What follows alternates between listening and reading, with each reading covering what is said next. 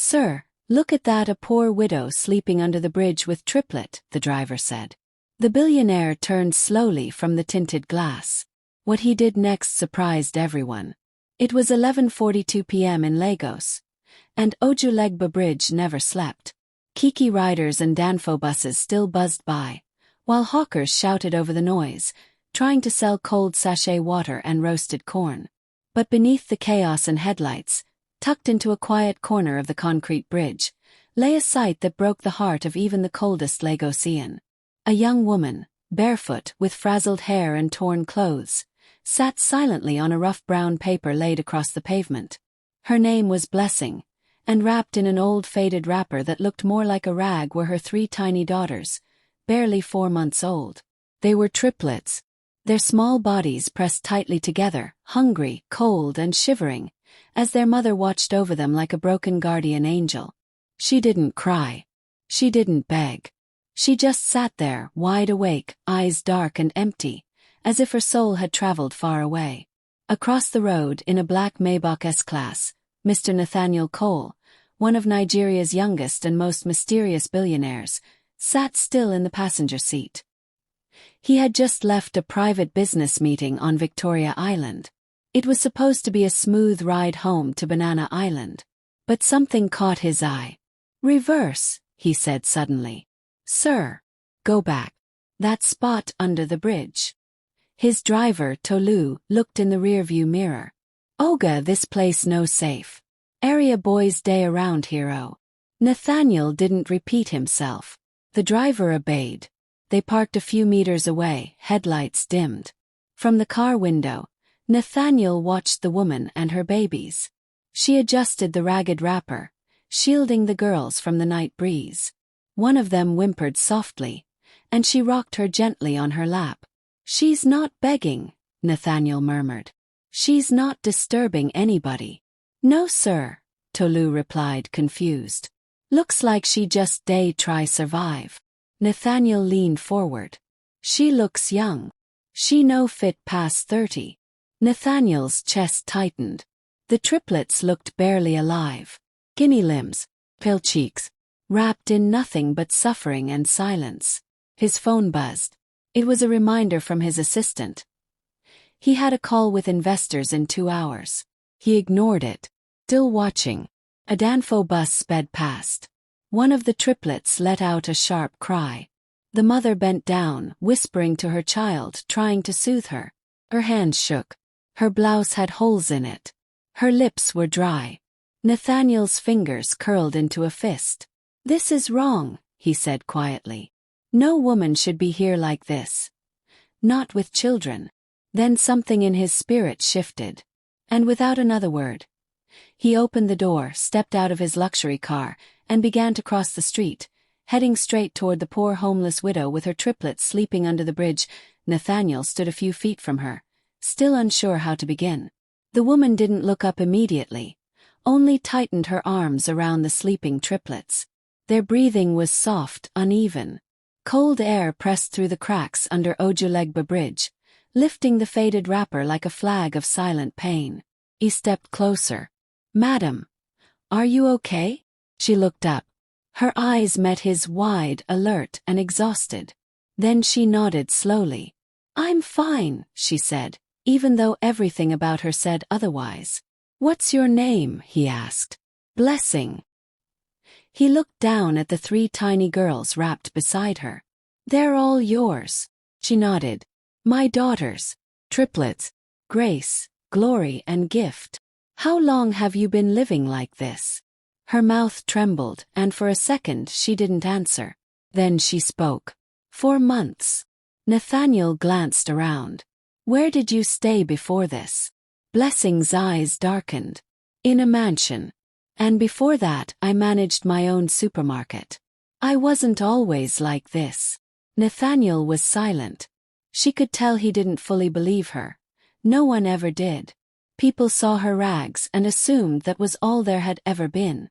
"My husband, Emeka, died in a car accident," she continued, her voice steadier now. "I was 9 months pregnant when it happened. Just 1 week later, I gave birth to these girls." She looked down at the children and smiled faintly.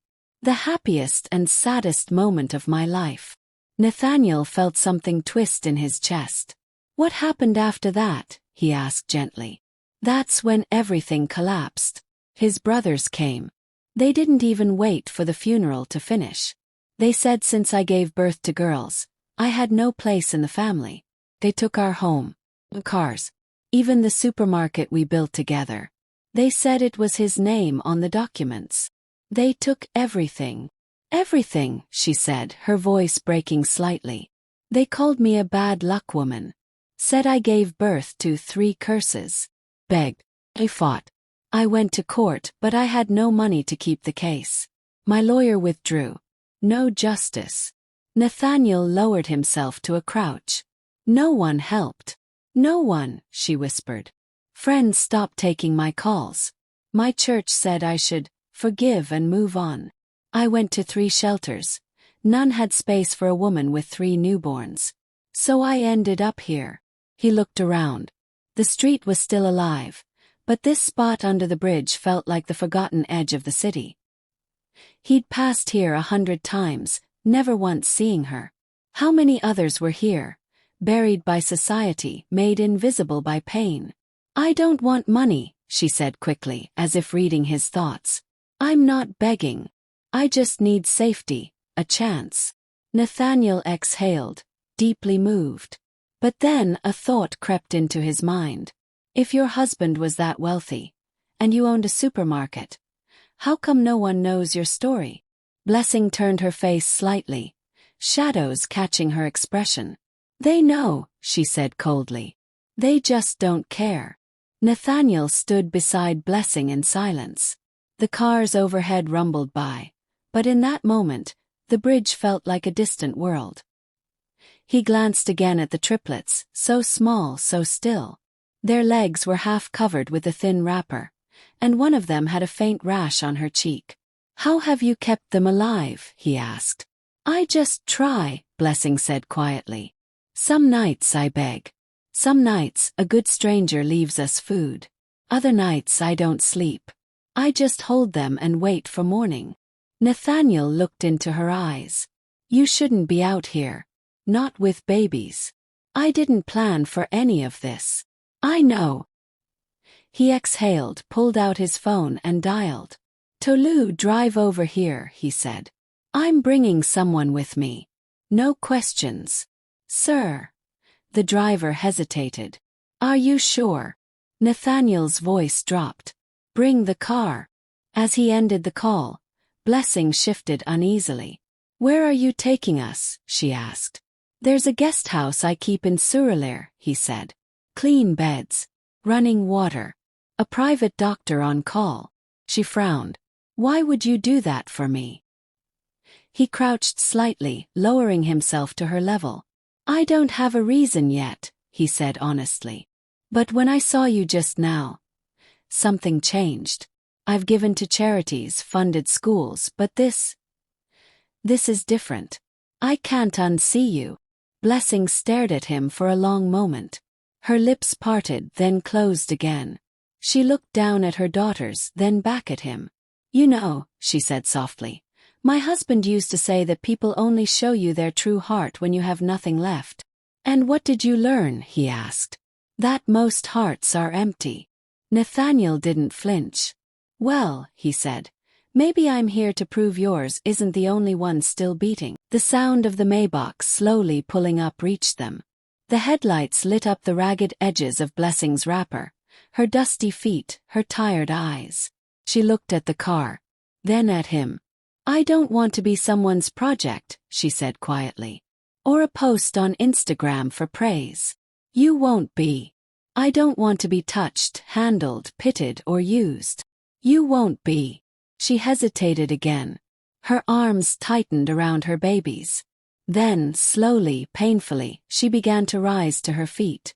I will go, she said. But only for my daughters. Not because I believe in miracles.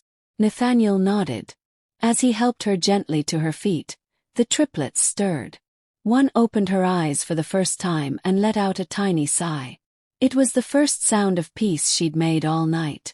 The Maybach pulled into a discreet driveway in Surreylir just after 1 a.m. A tall white gate opened with a quiet buzz, revealing a modern duplex surrounded by manicured hedges and soft garden lights. It wasn't Nathaniel's main residence, just one of his quiet, safe houses. The kind of place no one questioned. Inside the car, Blessing sat frozen.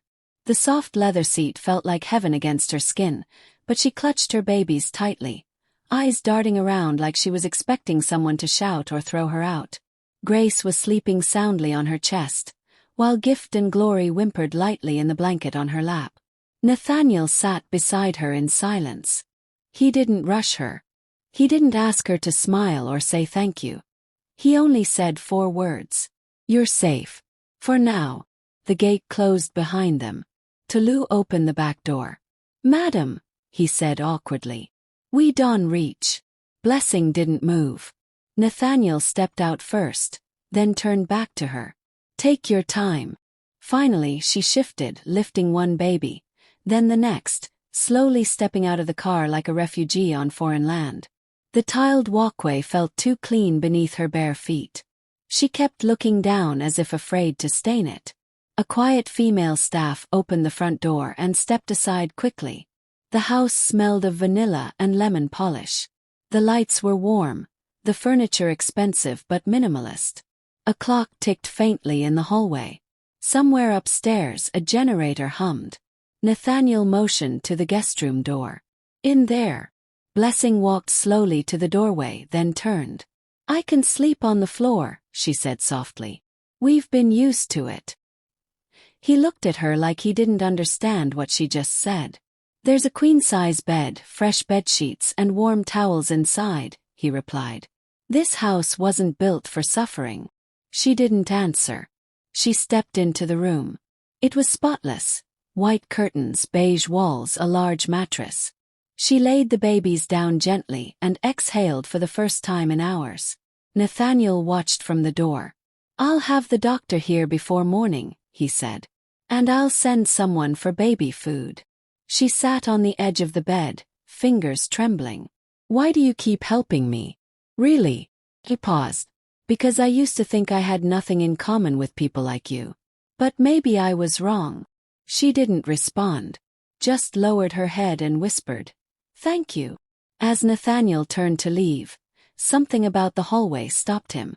The guest house suddenly felt too quiet. Empty in a way that had nothing to do with furniture. He glanced down a corridor, one of the rooms he hadn't entered in years. Forgotten. A room that used to belong to someone. He shut his eyes for a moment, and walked away. Inside the guest room, Blessing laid back and pulled her daughters close. Her hands were shaking, not from cold, but from the terrifying possibility that for the first time in months, she might actually sleep in peace. Sunlight streamed through the curtains of the guest room. For the first time in 4 months, Blessing woke up on a real bed, with clean sheets and no fear of being chased off by street patrols. Her triplets lay beside her, fed and quiet. A soft knock came at the door. She rose quickly, instinctively shielding her daughters. "Come in," she said, voice tense. A young woman in scrubs entered, calm and smiling. "Good morning. I'm Dr. Linda. Mr. Nathaniel asked me to check the babies." Blessing relaxed slightly. She stepped aside. The doctor knelt beside the girls and began her examination. "They're underweight but strong," she said gently. "You've been doing an amazing job considering where you've been." Tears gathered in Blessing's eyes, but she blinked them away.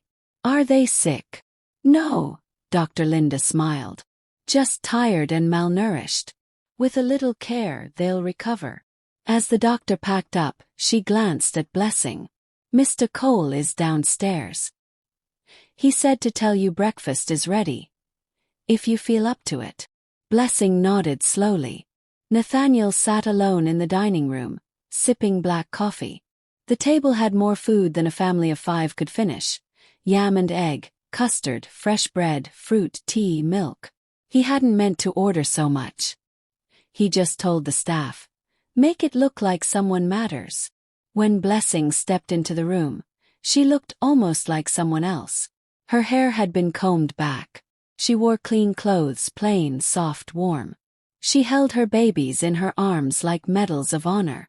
Nathaniel stood. "How are they?" "Better," she said. "Thank you." He pulled out a chair.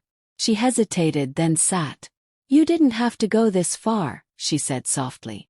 He didn't respond right away. Then he asked, "Do you know what it means to feel helpless even with all the money in the world?" She blinked. "No. I do." She watched him carefully. "Someone close to you?" He nodded. "My younger sister. Her name was Naomi. She died 3 years ago. Heart condition. I had everything. Connections, foreign doctors, hospitals on standby. But nothing saved her." Blessing lowered her eyes. "I'm sorry. She was the only person who ever looked at me like I was human, not headlines." He took another sip of coffee.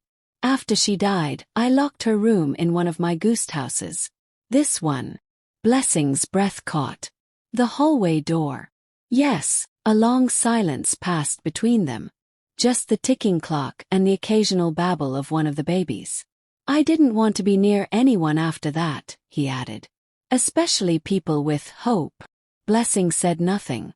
Then slowly she looked up. "Well," she said, "now you've got 3 little girls with nothing but hope, and me with nothing else to lose." A corner of his mouth twitched. "I'm not offering a fairy tale," he warned. "Good," she said. "I'm not looking for one." They both looked at the babies now, who had fallen asleep in her arms, warm, fed and safe. But neither of them noticed the unknown number calling Nathaniel's phone.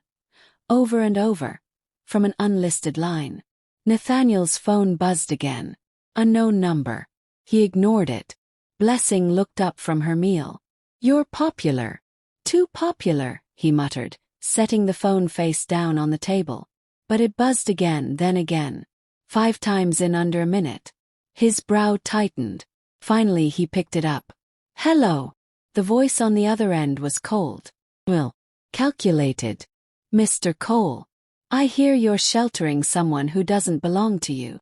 Nathaniel's back stiffened. "Who is this?" "You don't need to know me. Just know this, what you're doing is dangerous. That woman belongs to us.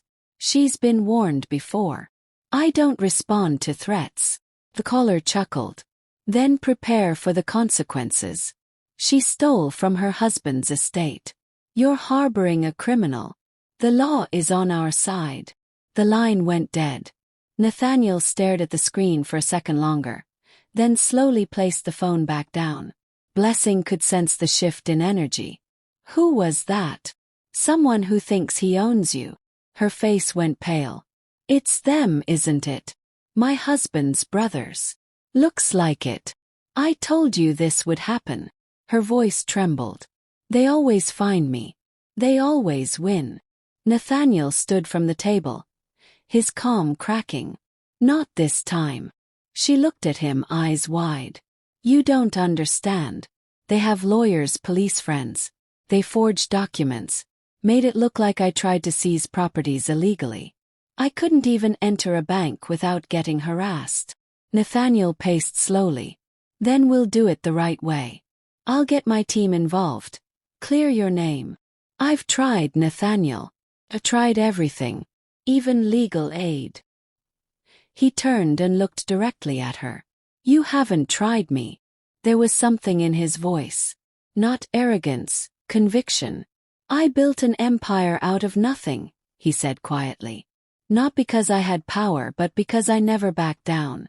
If they want war, they'll get one.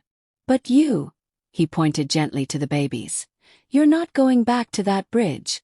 Not while I breathe." Tears welled in her eyes, but she held them in. Then she whispered, "They know where we are now. They'll come." Nathaniel nodded slowly. "Let them." That night he made 2 calls. One to his head of security. The other to an investigative journalist he hadn't spoken to in years. He sat alone by the window afterward, staring out into the quiet night. Upstairs, Blessing rocked her daughters to sleep, humming a lullaby with a steady voice. pretending she wasn't afraid. But in the shadows of that warm house, something cold was already creeping in. The next morning, Nathaniel sat across from Blessing in the quiet study of the Ojuelegba guest house.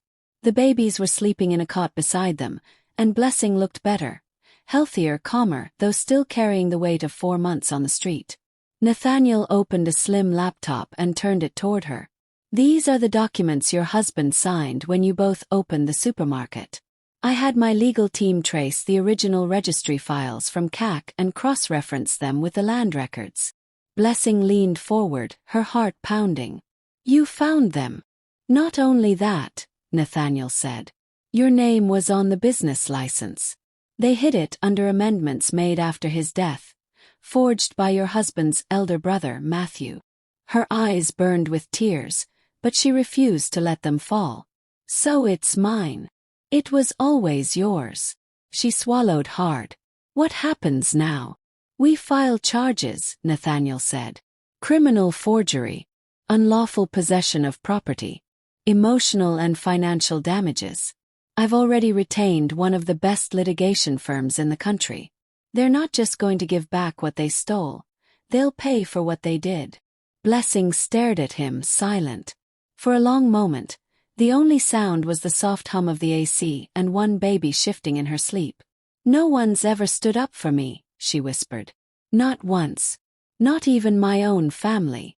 Nathaniel sat back, his expression steady. "Then maybe it's time someone did." 3 weeks later, the headlines hit the news. Court orders immediate return of assets to widow of late entrepreneur. Family members fined 30 million Nigerian nairas for forgery, asset seizure and defamation. The footage showed Blessing, dressed in soft blue ankara, her hair done neatly, standing tall with her triplets beside her as the judge slammed the gavel. Outside the courtroom, reporters swarmed, but Nathaniel stood quietly behind her, saying nothing, just watching. In that moment she looked powerful, not just because she won but because she endured. That evening, back at the guest house, Blessing walked into the living room where Nathaniel was reviewing work files. She sat gently across from him. "They've transferred the supermarket back into my name," she said. "The store manager said they'll reopen next Monday. I'm going back to work." Nathaniel closed his laptop. "That's good. And the compensation? It'll be paid over 6 months. You'll have enough to rent a home, restart fully." She looked down at her hands, then slowly met his eyes. "I don't know how to repay you." Nathaniel shook his head. "You don't have to. But I want to." "You already did." She looked confused. He smiled slightly. "You reminded me what purpose feels like." For a moment, neither of them spoke. Then one of the triplets let out a small giggle from her carrier nearby, breaking the silence. Blessing laughed softly. "That's gift. She always laughs first." Nathaniel stood. "Maybe this time you all get to laugh last." Blessing stood at the entrance of Grey Smart Supermarket, the same business she once co-founded with her late husband. The glass doors gleamed. The shelves were restocked. New uniforms hung crisp on the staff she had just hired. The triplets, now 5 months old, were with her nanny inside the office. They had fresh clothes, steady milk supply, and soft baby beds. The babies were smiling more, growing faster. And Blessing. She wore a sharp navy blue gown and black flats. Her hair was tied back neatly. Her steps were light. But it wasn't just the change of clothes. It was the return of her dignity. Nathaniel had come with her that morning to the store but stayed in the car.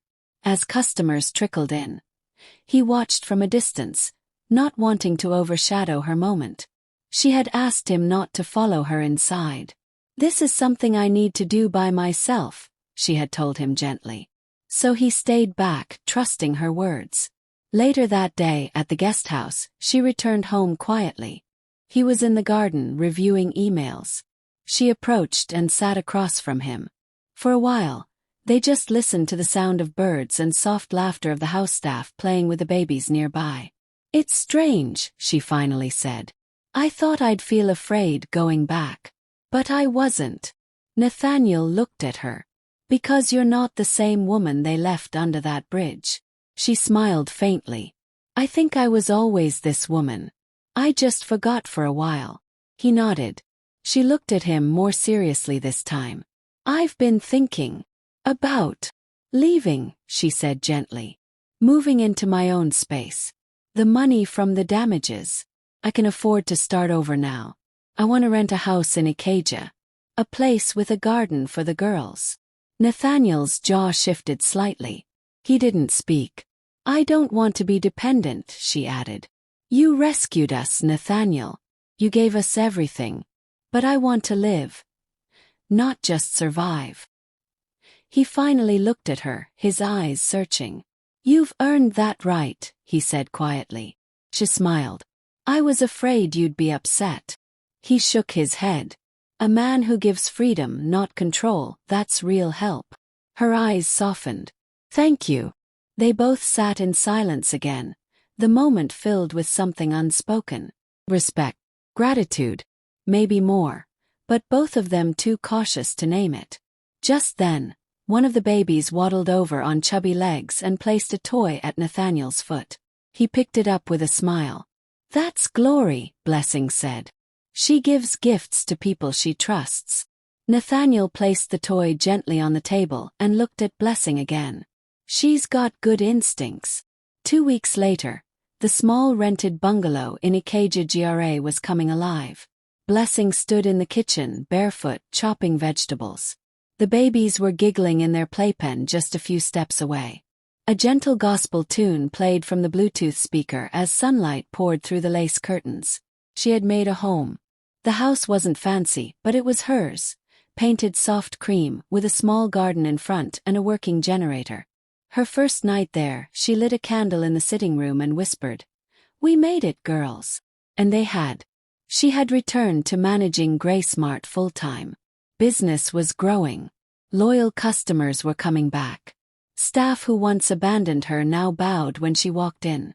She forgave them, not for them but for herself. Her account balance was stable. Her lawyer even called to tell her another small parcel of land in her name, previously stolen, was now recovered. For the first time in nearly a year, Blessing didn't feel like she was running. But that morning, as she stirred a pot of rice and sang softly to her daughters, a knock came at the gate. It was loud. Repeated. She turned down the gas burner, wiped her hands on her wrapper and stepped outside. A young man stood there.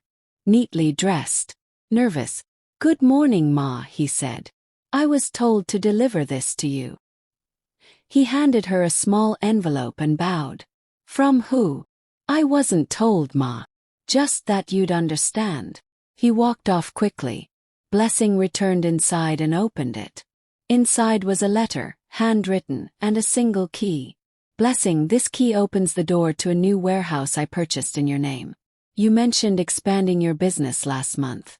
I remembered that there's no camera, no social media post, no publicity. Just you, building again with no one watching but those triplets who believe in you more than the world ever did. Nathan." Her hands trembled as she folded the letter slowly. She didn't cry. But she sat down on the floor, next to the babies, and pulled them into her arms. "Girls," she whispered, "do you know what this means?" One of them reached for the envelope and giggled. Blessing smiled. "It means, maybe not everyone who walks into your life is meant to stay forever. But the good ones always leave something behind. Something that builds you." Just then her phone vibrated. It was a simple message from Nathaniel. "Stores at 14 Bankole Street, off Oba Akinjobi Road. Don't forget to bring your vision with you." She looked up at the ceiling, let out a long breath and whispered, "Why does this man keep showing up when I least expect it?" And in the background, her heart began to open wider than she ever thought it could again. It was a quiet Sunday evening, 3 months after the day Nathaniel first saw Blessing and her daughters under Ojuelegba Bridge.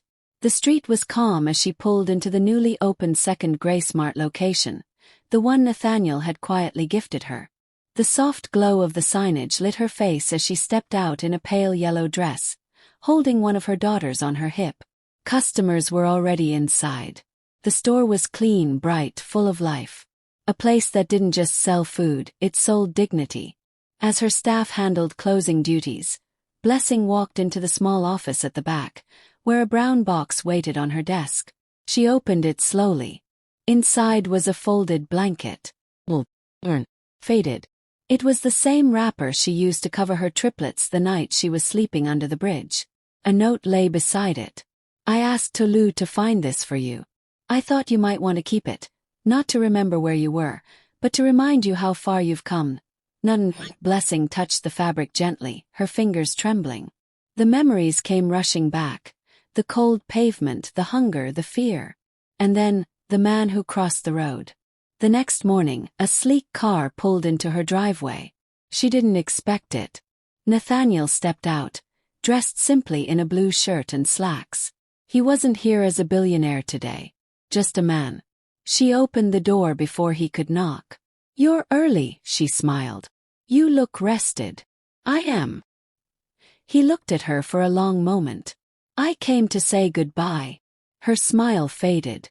Oh, I'm relocating, he said. Expanding Coltech into Europe. I'll be gone for a while. There was silence.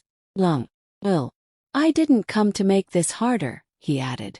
I just wanted to see that you're okay. I'm more than okay, she whispered. He nodded, glanced at the playpen behind her where the triplets sat, now laughing and pulling at each other's hair. They look stronger, he said. They are. He turned to go, then paused. One more thing. He reached into his pocket and handed her a sealed envelope. This is for their education. University. Not now. Years from now. Why? Because I wasn't supposed to pass that bridge that night. My original route was through the island. But I changed direction last minute. Something told me to. God. Maybe. She took the envelope slowly, carefully. Their hands brushed.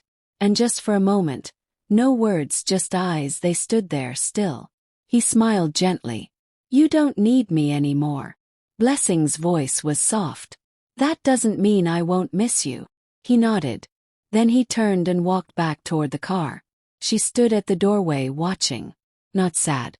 Not broken. Just full of memory, gratitude, and strength.